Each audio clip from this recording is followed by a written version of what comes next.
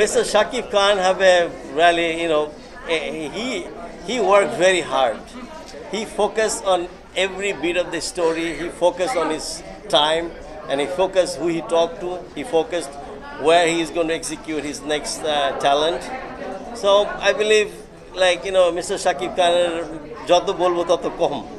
আমি আমার জায়গা থেকে যতটুকু অভিনয় করেছি ততটুকুই আপনারা পছন্দ করেছেন, এবং আমি সবসময় চেষ্টা করি as per as the character ছবিটাকে যতটুকু পারি নিজের থেকে আরও এক্সট্রা অ্যাক্টিংয়ের লেভেল বাড়ানোর জন্য, যাতে ওই ক্যারেক্টারটা আরও ফুটে ওঠে এবং আপনাদের যাতে আরও বেশি ভালো লাগে। People are become so busy right now, মানে সিনেমা যারা করবেন আমাদের বাংলাদেশের ভিতরেই এক শ্রেণীর যারা মানুষ, যাদের সিনেমায় অভিনয় প্রতিভা আছে, তাদেরকে এগিয়ে আসতে হবে।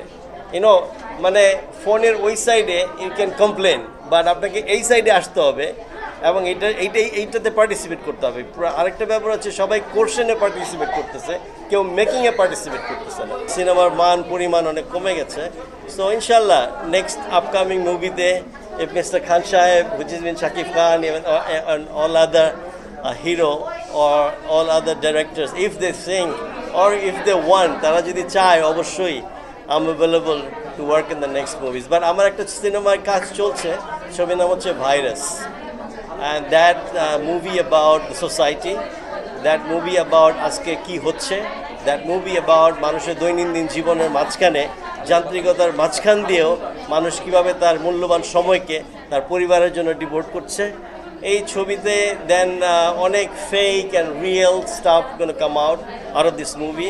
I think that should be very good message for society.